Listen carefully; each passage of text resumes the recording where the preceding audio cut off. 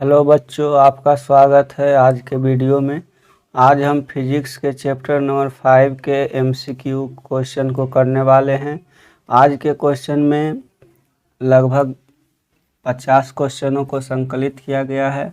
तो फिजिक्स के चैप्टर 5 में जितने भी क्वेश्चन हैं उसको देखेंगे और अच्छे तरह से समझेंगे कि जो बोर्ड एग्ज़ाम में है, बोर्ड एग्ज़ाम में किस प्रकार के क्वेश्चन आते हैं। और इसी के साथ आपका जो फिजिक्स का सारे चैप्टर ख़त्म हो जाएगा, यानी कि फिजिक्स का 5वां चैप्टर आखिरी चैप्टर होगा। इसके बाद हम आगे केमिस्ट्री के चैप्टर को देखेंगे। इसी प्रकार से साइंस को हम प्रतिदिन एक एक वीडियो करके समाप्त करेंगे। उसके बाद फिर हम सोशल साइंस के सारे बुक को चैप्टर वाइज देखेंगे। इसी प्रकार से करते करते एग्ज़ाम से पहले आपका सारा चैप्टर हम ख़त्म कर देंगे एमसीक्यू के रूप में। एमसीक्यू क्योंकि जो बोर्ड एग्ज़ाम है, बोर्ड एग्ज़ाम में एक महत्वपूर्ण भूमिका में रहता है, क्योंकि इसी से 50% क्वेश्चन कवर होता है। इसलिए इसे देखना बहुत ज़रूरी है। तो इसीलिए आप अगर वीडियो को देखना शुरू किए हैं तो वीडियो को अंत तक ज़रूर देखिए, ताकि आपको पता चल सके कि बोर्ड एग्ज़ाम में किस प्रकार से एमसीक्यू प्रश्न आते हैं। तो चलिए शुरू करते हैं आज का पहला क्वेश्चन और देखते हैं कि फिजिक्स के चैप्टर नंबर 5 में कितने क्वेश्चन किस प्रकार से पूछे गए हैं। तो आज का पहला क्वेश्चन है, इसमें पूछा गया है कि ऊर्जा के सभी रूप में अनंत स्रोत किसे माना जाता है। तो अनंत स्रोत किसे माना जाता है? ऑप्शन ए है कोयला, ऑप्शन बी है जल, ऑप्शन सी है सूर्य, ऑप्शन डी है परमाणु। तो एक का सही उत्तर हो जाएगा ऑप्शन नंबर सी, यानी कि सूर्य। जो सूर्य है वो अनंत स्रोत है, यानी कि इसका कभी अंत होने वाला नहीं है। तो एक का सही उत्तर हो जाएगा ऑप्शन नंबर सी। अगला क्वेश्चन है क्वेश्चन नंबर 2। इसमें पूछा गया है कि नाभिकीय ऊर्जा प्राप्त करने हेतु आवश्यक है। नाभिकीय ऊर्जा प्राप्त करने हेतु क्या आवश्यक है? Silicon, chromium, uranium, aluminium. तो नाभिकीय ऊर्जा प्राप्त करने के लिए हमें यूरेनियम की आवश्यकता होती है। तो 2 का सही उत्तर हो जाएगा ऑप्शन नंबर सी। अगला क्वेश्चन है क्वेश्चन नंबर 3। इसमें पूछा गया कि सौर पैनलों का उपयोग होता है। जो सौर पैनल होता है, यानी कि सोलर, जिसे हम सोलर प्लेट कहते हैं, उसका उपयोग हम किस रूप में करते हैं? तो साधारण ऊर्जा की प्राप्ति के लिए, अधिक ऊर्जा की प्राप्ति के लिए, मुख्य ऊर्जा स्रोत के रूप में, कोई ऊर्जा प्राप्त करने के लिए नहीं। तो जो सौर पैनल है इसका उपयोग हम मुख्य ऊर्जा, यानी कि जो सौर ऊर्जा है उससे हम विद्युत ऊर्जा में परिवर्तित करने के लिए इसका प्रयोग करते हैं। तो इसका सही उत्तर हो जाएगा मुख्य ऊर्जा स्रोत के रूप में, यानी कि जो सौर पैनल है इसे मुख्य ऊर्जा स्रोत के रूप में प्रयोग किया जाता है। 3 का सही उत्तर हो जाएगा ऑप्शन नंबर सी।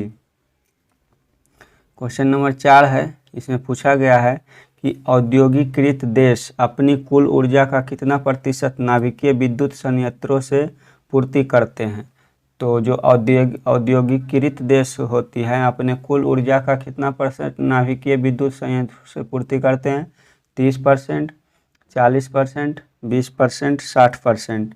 तो 4 का सही उत्तर हो जाएगा ऑप्शन नंबर ए, 30%। लगभग जो औद्योगिकीकृत देश होते हैं अपने बिजली की पूर्ति के लिए लगभग 30% ऊर्जा, यानी कि विद्युत ऊर्जा, नाभिकीय संयंत्र द्वारा प्राप्त करते हैं। तो 4 का सही उत्तर हो जाएगा option number A. 5 number question है। इसमें पूछा गया है कि सौर स्थिरांक का मान लगभग होता है, यानी कि जो सौर स्थिरांक है उसका मान कितना होता है? 1.5 किलोवाट घंटा प्रति मीटर, 1.6 किलोवाट प्रति हावर मीटर, 1.4 किलोवाट 1.4 किलो वाट घंटा प्रति मीटर इनवर्स, 1.7 किलोवाट घंटा पर मीटर। तो 5 का जो सही उत्तर हो जाएगा, 5 का सही उत्तर हो जाएगा ऑप्शन नंबर सी, यानी कि 1.4 किलोवाट घंटा मीटर इनवर्स, यानी कि जो इसका यूनिट हो जाएगा किलोवाट घंटा पर मीटर। तो जब मीटर ऊपर जाएगा तो इनवर्स में हो जाएगा। अगला क्वेश्चन है क्वेश्चन नंबर 5, 5 हो गया 6। इसमें पूछा गया है कि सोलर कुकर में प्रयुक्त बर्तन प्रायः निम्न में से किस रंग के पेंटेड होता है। तो जो सोलर कुकर होता है, सोलर कुकर में किस रंग का बर्तन उपयोग करते हैं? श्वेत, काला, पीला, लाल। तो हम सोलर कुकर में जो प्रयोग करते हैं बर्तन, उसका रंग होता है काला, क्योंकि जो काला रंग का बर्तन होता है वो ऊर्जा को अधिक अवशोषित करता है, जिसके कारण जो खाना बनता है, खाना जल्दी से बन पाता है। तो इसका सही उत्तर हो जाएगा 6 नंबर का option number B. 7 number question है। इसमें पूछा है कि महासागरों में ऊर्जा उपलब्धता के रूप में है। जो महासागर है, तो महासागर में ऊर्जा किस रूप में उपलब्ध है? सागरीय तापीय ऊर्जा, ज्वारीय ऊर्जा, तरंग ऊर्जा। और डी है उपयुक्त में सभी। तो जो सागर होता है, सागर में जो ए बी सी तीनों प्रकार के ऊर्जा पाए जाते हैं। तो 7 का सही उत्तर हो जाएगा ऑप्शन नंबर डी, उपयुक्त सभी, यानी कि तीनों प्रकार के ऊर्जा महासागरों में पाए जाते हैं। तो 7 का उत्तर हो जाएगा डी। अगला क्वेश्चन है क्वेश्चन नंबर 8। इसमें पूछा है कि पृथ्वी को निम्न स्रोतों से सूर्य द्वारा कौन सी प्रमुख ऊर्जा उपलब्ध है। यानी कि पृथ्वी को निम्न स्रोतों से सूर्य द्वारा कौन सी ऊर्जा उपलब्ध है। तो पृथ्वी को सूर्य द्वारा कौन ऊर्जा मिलता है? प्रकाश ऊर्जा, ऊष्मा ऊर्जा, ए और बी दोनों, इनमें से कोई नहीं। तो पृथ्वी को सूर्य द्वारा प्रकाश ऊर्जा भी मिलता है और ऊष्मा ऊर्जा भी मिलता है। तो 8 का सही उत्तर हो जाएगा ऑप्शन नंबर सी, ए और बी दोनों। तो 8 का सही उत्तर हो जाएगा option number C. 9 number question है। इसमें पूछा है कि ईंधन को जलाने के लिए प्रारंभ में कुछ ऊर्जा देनी पड़ती है, इस ऊष्मा को क्या कहते हैं। तो जब हम ईंधन को जलाते हैं तो उसे हम कुछ ऊष्मा देते हैं, तो उस ऊष्मा को क्या कहा जाता है? निवेश ऊर्जा, सामान्य ऊर्जा, स्थितिज ऊर्जा, इनमें से कोई नहीं। तो 9 का सही उत्तर हो जाएगा ऑप्शन नंबर ए, निवेश ऊर्जा। यानी कि हमें लकड़ी को जलाने के लिए उसे गर्म करके उस ताप तक पहुंचाया जाता है जिस ताप तक लकड़ी जलने में सक्षम होता है, तो उसे हम निवेश ऊर्जा कहते हैं। 9 नंबर का सही उत्तर ये हो जाएगा। 10 नंबर क्वेश्चन है। इसमें पूछा है कि बायोगैस का मुख्य अवयव है। तो बायोगैस का मुख्य अवयव क्या है? CO2, CH4, H2, H2S। तो जो बायोगैस होता है, बायोगैस का मुख्य घटक CH4 यानी कि मीथेन होता है। तो 10 का सही उत्तर हो जाएगा ऑप्शन नंबर बी, मीथेन या फिर CH4। 11 नंबर क्वेश्चन है। इसमें पूछा है कि जीवाश्म ईंधन है। जीवाश्म ईंधन कौन है? कोयला, पेट्रोलियम, प्राकृतिक गैस, उपयुक्त सभी। तो 11 का सही उत्तर हो जाएगा ऑप्शन नंबर डी, उपयुक्त सभी, क्योंकि कोयला, पेट्रोलियम, प्राकृतिक गैस ये तीनों ही जीवाश्म ईंधन है। तो 11 का सही उत्तर हो जाएगा ऑप्शन नंबर डी। अगला क्वेश्चन है क्वेश्चन नंबर 12 में पूछा गया है कि पवन चक्की से उपयोगी ऊर्जा प्राप्त करने के लिए पवन का न्यूनतम वेग।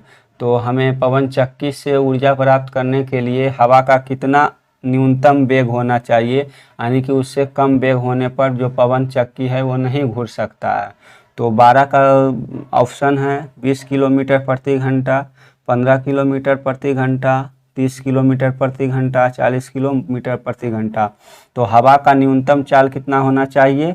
15 किलोमीटर प्रति घंटा। अगर इससे कम हवा का वेग है तो पवन चक्की को घुराने में असक्षम हो जाएगा, जिससे कि पवन चक्की नहीं घूर पाएगा और ऊर्जा उत्पादित नहीं होगा। तो 12 का सही उत्तर हो जाएगा ऑप्शन नंबर बी, 15 किलोमीटर प्रति घंटा। अगला क्वेश्चन है क्वेश्चन नंबर 13। इसमें पूछा गया है कि CNG का पूरा नाम है। तो CNG का पूरा नाम क्या है? द्रवित पेट्रोलियम गैस, संपीड़ित पेट्रोलियम गैस, संपीड़ित प्राकृतिक गैस, बायोगैस, CH4, इनमें से कोई नहीं। तो 13 का सही उत्तर हो जाएगा ऑप्शन नंबर बी, संपीड़ित प्राकृतिक गैस इसका फुल फॉर्म है। इंग्लिश में इसे कंप्रेस्ड नेचुरल गैस बोला जाता है। 14 नंबर क्वेश्चन है। इसमें पूछा गया है कि इनमें से कौन नवीकरणीय ऊर्जा है। इनमें से कौन नवीकरणीय ऊर्जा है? कोयला, पेट्रोलियम, सौर ऊर्जा, प्राकृतिक गैस। तो नवीकरणीय ऊर्जा उसे कहते हैं जो कभी समाप्त नहीं हो सकता। तो कोयला समाप्त हो सकता है, पेट्रोल भी समाप्त हो सकता है, प्राकृतिक गैस भी समाप्त हो सकता है। तो इनमें से कौन नहीं समाप्त हो सकता है? सौर ऊर्जा। तो 14 का सही उत्तर हो जाएगा ऑप्शन नंबर सी, जो सौर ऊर्जा है। सौर ऊर्जा एक प्रकार का नवीकरणीय ऊर्जा है। अगला क्वेश्चन है क्वेश्चन नंबर 15। इसमें पूछा गया है कि 2 या 3 घंटों की अवधि में 2 या 3 घंटों की अवधि में बॉक्सनुमा सौर कुकर के अंदर का ताप पहुंच जाता है। तो 2 से 3 घंटे में जो बॉक्सनुमा सौर कुकर होता है उसके अंदर का तापमान कितना होता है? 60 से 100 डिग्री सेल्सियस, 100 से 140 डिग्री सेल्सियस, 140 से 180 डिग्री सेल्सियस, 180 से 220 डिग्री सेल्सियस। तो 15 का सही उत्तर हो जाएगा ऑप्शन नंबर बी, यानी कि 100 से 140 डिग्री सेल्सियस के बीच सौर कुकर के बॉक्स का तापमान हो जाता है। तो 15 का सही उत्तर हो जाएगा option number B. 16 number question है।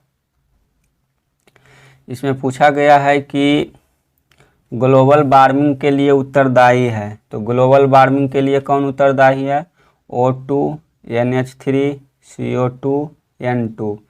तो ग्लोबल वार्मिंग या फिर वैश्विक तापन के लिए कौन सा गैस उत्तरदायी है? तो 16 का सही उत्तर हो जाएगा option number C, carbon dioxide.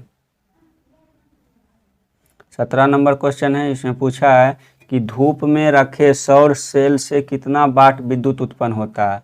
धूप में रखे सौर सेल से कितना वाट विद्युत उत्पन्न होता है? 0.7 वाट, 1 वाट, 1.5 वाट, 2 वाट। तो 17 का सही उत्तर हो जाएगा ऑप्शन नंबर ए, 0.7 वाट एक विद्युत सेल से, यानी कि एक सौर सेल से 0.7 वाट का विद्युत उत्पन्न होता है। 18 नंबर क्वेश्चन है। IMV के जनित्र के लिए पवन फार्म को कितनी भूमि चाहिए? IMV के जनित्र के लिए पवन फार्म को कितनी भूमि चाहिए? 2 हेक्टेयर, 4 हेक्टेयर, 5 हेक्टेयर, 7 हेक्टेयर। तो 18 का सही उत्तर हो जाएगा ऑप्शन नंबर ए, 2 हेक्टेयर भूमि चाहिए। 19 नंबर क्वेश्चन है। इसमें पूछा है कि कौन सी गैस वैश्विक ऊष्मन के लिए उत्तरदायी है? तो कौन सी गैस वैश्विक ऊष्मन के लिए उत्तरदायी है? तो वैश्विक ऊष्मन कहने का मतलब है कि ग्लोबल वार्मिंग या फिर वैश्विक तापन। तो इसका सही उत्तर अभी बताए थे कार्बन डाइऑक्साइड। तो इसमें भी सही उत्तर हो जाएगा 19 का option A, carbon dioxide. 20 number question है। इसमें पूछा गया है कि निम्न में से किसका उपयोग खाना बनाने वाले ईंधन के रूप में नहीं किया जाता है? तो किसका प्रयोग खाना बनाने वाले ईंधन में नहीं किया जाता है? CNG, LPG, बायोगैस, कोयला। तो 20 का सही उत्तर हो जाएगा option number A, CNG। CNG को हम गाड़ी में भरते हैं जिससे गाड़ी चलाया जाता है। LPG और बायोगैस और कोयला से हम खाना बनाने के लिए उपयोग करते हैं। तो 20 का सही उत्तर हो जाएगा ऑप्शन नंबर ए। अगला क्वेश्चन है क्वेश्चन नंबर 21। इसमें पूछा गया है कि निम्न में से कौन सा स्वच्छ ऊर्जा स्रोत है? निम्न में से कौन सा स्वच्छ ऊर्जा स्रोत है? ऑप्शन ए कोयला, ऑप्शन बी लकड़ी, ऑप्शन सी प्राकृतिक गैस, ऑप्शन डी इनमें से कोई नहीं। तो 21 का सही उत्तर हो जाएगा ऑप्शन नंबर सी, प्राकृतिक गैस। अगला क्वेश्चन है क्वेश्चन नंबर 22। इसमें देखते हैं। तो 22 नंबर क्वेश्चन है। इसमें पूछा गया है कि जल विद्युत संयंत्र किस ऊर्जा को विद्युत ऊर्जा में रूपांतरित करता है? जल विद्युत संयंत्र किस ऊर्जा को विद्युत ऊर्जा में रूपांतरित करता है? ऑप्शन ए है तापीय ऊर्जा, ऑप्शन बी है नाभिकीय ऊर्जा, ऑप्शन सी है सौर ऊर्जा, ऑप्शन डी है स्थितिज ऊर्जा। तो 22 नंबर क्वेश्चन का सही उत्तर हो जाएगा ऑप्शन नंबर डी,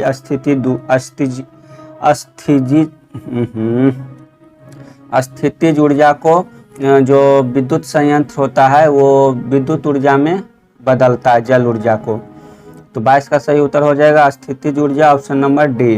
अगला क्वेश्चन है क्वेश्चन नंबर 23। इसमें पूछा गया है कि नरौरा नाभिकीय विद्युत संयंत्र किस राज्य में स्थित है?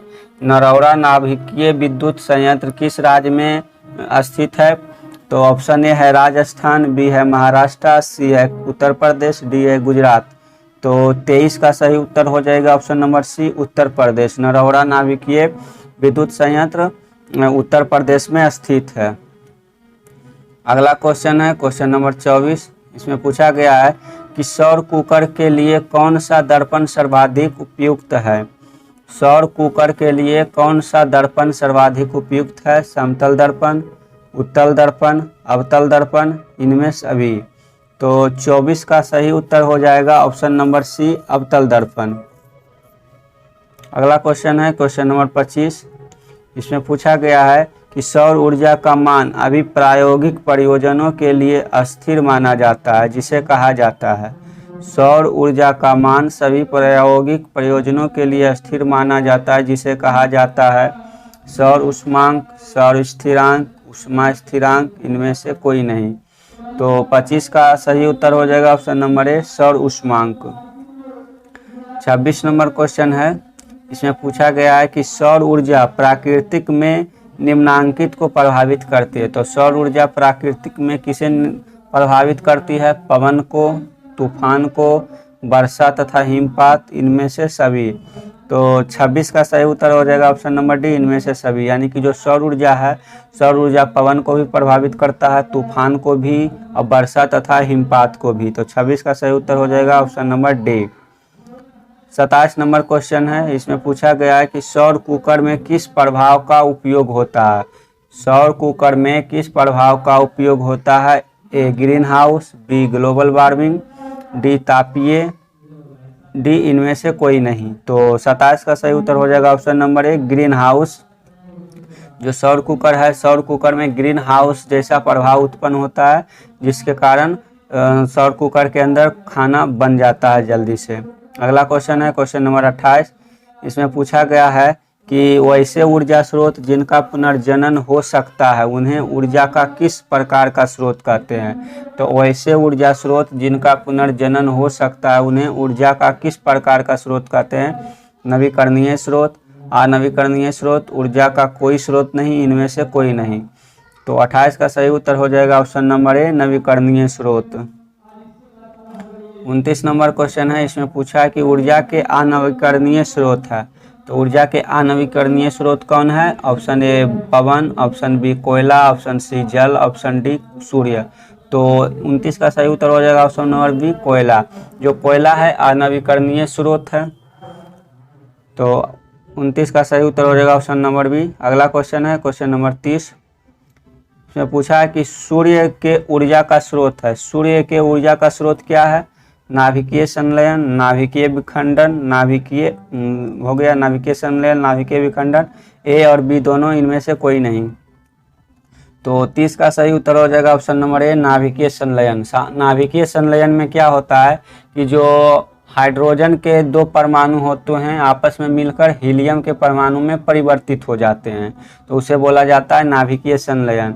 नाभिकीय विखंडन के अंतर्गत जो परमाणु होता है, परमाणु टूट जाता है, उसके बाद ऊर्जा उत्पन्न होता है। तो नाभिकीय संलयन में नाभिकीय विखंडन से अधिक ऊर्जा उत्पन्न होता है। 30 का सही उत्तर हो जाएगा option number A. 31 number question है। इसमें पूछा है कि उत्तम ऊर्जा का स्रोत इनमें से कौन नहीं है। उत्तम ऊर्जा का स्रोत इनमें से कौन नहीं है। सरलता से सुलभ हो, सस्ता हो, प्रज्वलन ताप उच्च हो, काफ़ी धुआं युक्त हो। तो 31 का सही उत्तर हो जाएगा ऑप्शन नंबर डी, काफ़ी धुआं युक्त हो। तो ये उत्तम ऊर्जा का स्रोत नहीं माना जा सकता है। तो 31 का सही उत्तर हो जाएगा ऑप्शन नंबर डी। अगला क्वेश्चन है क्वेश्चन नंबर 32। इसमें पूछा है कि जीवाश्मी ईंधन ऊर्जा का कैसा स्रोत हो सकता है। जीवाश्मी ईंधन ऊर्जा का कैसा स्रोत हो सकता है। ए अनवीकरणीय ऊर्जा का स्रोत, नवीकरणीय ऊर्जा का स्रोत, दोनों प्रकार के स्रोत, कथन सभी कथन सत्य है। तो 32 का सही उत्तर हो जाएगा ऑप्शन नंबर ए, अनवीकरणीय स्रोत। तो 32 का सही उत्तर हो जाएगा option number A. 33 number question है। इसमें पूछा है कि जितने ऊर्जा स्रोत हम उपयोग में लाते हैं उनमें से अधिकांश सौर ऊर्जा को निरूपित करते हैं। निम्नलिखित में से कौन सी ऊर्जा स्रोत अंततः सौर ऊर्जा से व्युत्पन्न नहीं है। तो सौर ऊर्जा से कौन उत्पन्न नहीं है। भूतापीय ऊर्जा, पवन ऊर्जा, नाभिकीय ऊर्जा, जैव मात्रा। तो 33 का सही उत्तर हो जाएगा ऑप्शन नंबर ए, भूतापीय ऊर्जा। जो भूतापीय ऊर्जा है ये सौर ऊर्जा से उत्पन्न नहीं है बल्कि पृथ्वी की आंतरिक ऊर्जा है। बाकी तीनों ऊर्जा जो है वो सूर्य ऊर्जा परिवर्तित होकर अलग अलग रूपों में उत्पन्न होता है। अगला क्वेश्चन है क्वेश्चन नंबर 34। इसमें पूछा गया है कि ट्रैफिक सिग्नलों अथवा खिलौनों में किस सेल का उपयोग होता है। ट्रैफिक सिग्नलों अथवा खिलौनों में किस सेल का उपयोग होता है। सूखा सेल, डेनियल सेल, सौर सेल, सभी। तो 34 का सही उत्तर हो जाएगा ऑप्शन नंबर सी, सौर सेल। यानी ट्रैफिक सिग्नल और जो खिलौना होता है उसमें सौर सेल का प्रयोग किया जाता है। अगला क्वेश्चन है क्वेश्चन नंबर 35। इसमें पूछा है कि भोजन से हमें क्या मिलती है। तो भोजन से हमें क्या मिलती है। जैविक परिक्रमों के लिए ऊर्जा, शारीरिक क्रियाकलापों के लिए ऊर्जा, ए बी दोनों, इनमें से कोई नहीं। तो 35 का सही उत्तर हो जाएगा ऑप्शन नंबर सी, ए और दोनों सही है, ए बी दोनों सही है। तो 35 का उत्तर option number C. 36 number question है। इसमें पूछा है कि वाहनों में ईंधन के रूप में आवश्यक है। तो वाहनों में ईंधन के रूप में क्या आवश्यक है। पेट्रोल, प्राकृतिक गैस, ए बी दोनों, इनमें से कोई नहीं। तो 36 का सही उत्तर हो जाएगा ऑप्शन नंबर सी, ए तथा बी दोनों। 37 नंबर क्वेश्चन है।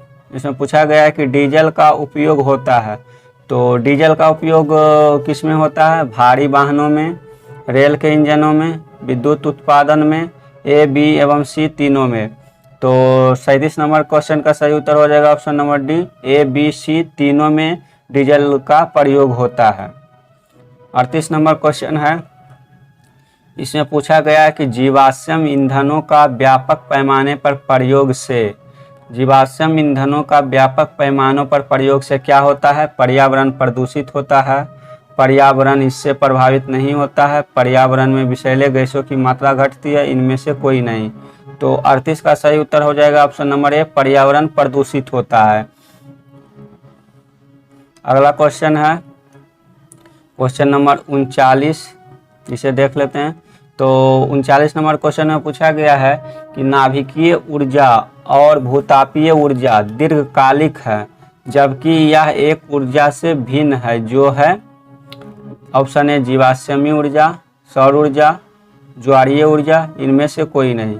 तो 39 का सही उत्तर हो जाएगा ऑप्शन नंबर बी, सौर ऊर्जा, जो कि नाभिकीय ऊर्जा और भूतापीय ऊर्जा से भिन्न है। जो जीवाश्म ऊर्जा है, ज्वारीय ऊर्जा है, ये सौर ऊर्जा से भिन्न है। 40 नंबर क्वेश्चन। इसमें पूछा है कि सूर्य की निर्गत ऊर्जा का कितना प्रतिशत पृथ्वी को मिलता है। तो जो सूर्य से ऊर्जा निकलता है उसका कितना प्रतिशत पृथ्वी को मिलता है। तो 40 का उत्तर हो जाएगा ऑप्शन नंबर सी, जो सी में जितना परसेंट दिया हुआ है 0.0000004579 यानी कि ना के बराबर, यानी कि 0 से भी बहुत कम पॉइंट मिलता है पृथ्वी को। तो 40 का सही उत्तर हो जाएगा option number C. 41 number question है। इसमें पूछा है कि सूर्य प्राप्त विकिरणों में दृश्य प्रकाश के अतिरिक्त और किन किरणों से ऊर्जा मिलती है। ऑप्शन ए पाराबैंगनी, गामा, ए बी दोनों, इनमें से कोई नहीं। तो 41 का सही उत्तर हो जाएगा ऑप्शन नंबर सी, ए और बी दोनों से हमें ऊर्जा मिलती है। 42 नंबर क्वेश्चन है। इसमें पूछा गया है कि दृश्य प्रकाश का तरंगदैर्घ्य होता है। तो दृश्य प्रकाश का तरंगदैर्घ्य कितना होता है। ऑप्शन ए 100 नैनोमीटर से 200 नैनोमीटर, ऑप्शन बी 200 नैनोमीटर से 300 नैनोमीटर, ऑप्शन सी 400 नैनोमीटर से 700 नैनोमीटर, ऑप्शन डी इनमें से कोई नहीं। तो 42 नंबर क्वेश्चन का सही उत्तर हो जाएगा ऑप्शन नंबर सी, 400 नैनोमीटर से 700 नैनोमीटर। अगला क्वेश्चन है क्वेश्चन नंबर 43। इसमें पूछा गया है कि जैव गैस एक अच्छा ईंधन है और इसकी तापन क्षमता निम्न होती है, उच्च होती है, सामान्य होती है, इनमें से कोई नहीं। तो 43 का सही उत्तर हो जाएगा ऑप्शन नंबर बी, उच्च होती है। जो जैव गैस होती है वह ईंधन का एक अच्छा स्रोत है, जो कि जिसकी तापन क्षमता उच्च होती है। 44 नंबर क्वेश्चन है। इसमें पूछा है कि पवन चक्की की घूर्णी गति से किस ऊर्जा को प्राप्त किया जाता है।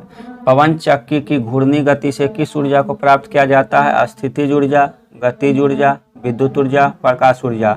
तो 44 का सही उत्तर हो जाएगा ऑप्शन नंबर सी, विद्युत ऊर्जा। जो जब पवन चक्की की जो घिरनी होता है, घूरता है, तो उससे हमें विद्युत ऊर्जा प्राप्त होती है टरबाइन लगा करके। 45 नंबर क्वेश्चन है, में पूछा है कि जब बहुत अधिक संख्या में सौर सेलों को संयोजित करते हैं तो यह व्यवस्था क्या कहलाती है। जब अधिक जो सौर सेल होता है, एक से अधिक सौर सेलों को जब मिला दिया जाता है तो उससे क्या बनता है, सौर पैनल, सौर कुकर, सौर ऊर्जा, इनमें से कोई नहीं।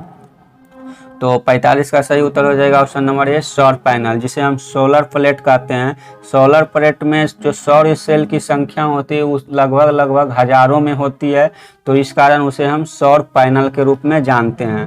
तो 46 नंबर क्वेश्चन है, इसमें पूछा है कि किसी भारी परमाणु के नाभिक को निम्न ऊर्जा न्यूट्रॉन से बमबारी कराई जाती है तो काफ़ी ऊर्जा उत्पन्न होती है तथा इस अभिक्रिया को कहते हैं। तो इस अभिक्रिया को क्या कहते हैं, नाभिकीय संलयन, नाभिकीय विखंडन, ए एवं बी दोनों, इनमें से कोई नहीं। तो इस प्रक्रिया को हम कहते हैं नाभिकीय विखंडन। तो 46 का सही उत्तर हो जाएगा ऑप्शन नंबर बी। अगला क्वेश्चन है क्वेश्चन नंबर 47, इसमें पूछा है कि ग्रीन हाउस गैसों का सबसे ज़्यादा उत्सर्जन किससे होता है। ग्रीन हाउस गैसों का सबसे ज़्यादा उत्सर्जन किससे होता है, जीवाश्म ईंधन से, बायोगैस से, सीएनजी से, इनमें से कोई नहीं। तो 47 का सही उत्तर हो जाएगा ऑप्शन नंबर ए, जीवाश्म ईंधन से ग्रीन हाउस गैसों का सबसे ज़्यादा उत्सर्जन होता है। 48 नंबर क्वेश्चन है, इसमें पूछा गया है कि बांध के द्वार पर स्थापित टरबाइन ज्वारीय ऊर्जा को किस ऊर्जा में रूपांतरित करता है। तो बांध के द्वार पर स्थापित टरबाइन ज्वारीय ऊर्जा को किस ऊर्जा में रूपांतरित करता है, ताप ऊर्जा में, विद्युत ऊर्जा में, गतिज ऊर्जा में, यांत्रिक ऊर्जा में। तो 48 का सही उत्तर हो जाएगा ऑप्शन नंबर ए, विद्युत ऊर्जा में। 49 नंबर क्वेश्चन है, इसमें पूछा गया है कि जीवाश्मी ईंधन के जलने पर कौन सी गैस मुक्त नहीं होती है। जीवाश्मी ईंधन के जलने पर कौन सी गैस मुक्त नहीं होती, oxygen, carbon dioxide, sulphur dioxide, nitrogen. तो 49 नंबर क्वेश्चन का सही उत्तर हो जाएगा option number A, oxygen gas किसी भी ईंधन को जलने पर मुक्त नहीं होता है, बल्कि उसे जलने में ऑक्सीजन गैस सहायता करती है। तो अगला क्वेश्चन है क्वेश्चन नंबर 50, इसमें पूछा गया है कि तापीय विद्युत संयंत्र में ईंधन के दहन द्वारा क्या होता है, प्रकाश ऊर्जा उत्पन्न की जाती है, ऊष्मीय ऊर्जा उत्पन्न की जाती है, यांत्रिक ऊर्जा उत्पन्न की जाती है, गतिज ऊर्जा उत्पन्न की जाती है। तो 50 का सही उत्तर हो जाएगा ऑप्शन नंबर बी, ऊष्मीय ऊर्जा उत्पन्न की जाती है तापीय विद्युत संयंत्र में ईंधन के दहन से। तो 51 नंबर क्वेश्चन है कि डेनमार्क में कुल ऊर्जा खपत का कितना प्रतिशत पवन चक्कियों से प्राप्त होता है। डेनमार्क में कुल ऊर्जा खपत का कितना प्रतिशत पवन चक्कियों से प्राप्त होता है, 10%, 20%, 30%, 25%। तो 51 का सही उत्तर हो जाएगा ऑप्शन नंबर डी, 25%।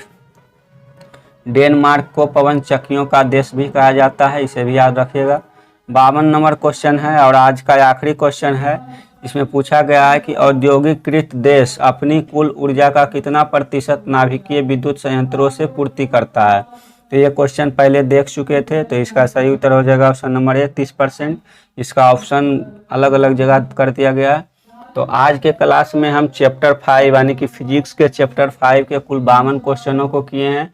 तो हम आशा करते हैं कि आप इसे अच्छी तरह से देखते होंगे और समझते होंगे कि जो फिजिक्स हो गया या फिर किसी अन्य सब्जेक्ट के क्वेश्चन हो गया जो किस प्रकार के ऑब्जेक्टिव क्वेश्चन के रूप में बोर्ड एग्जाम में आते हैं। तो इसी प्रकार से आप हमारे साथ जुड़े रहिए और अपनी तैयारी को बेहतरीन करते रहिए।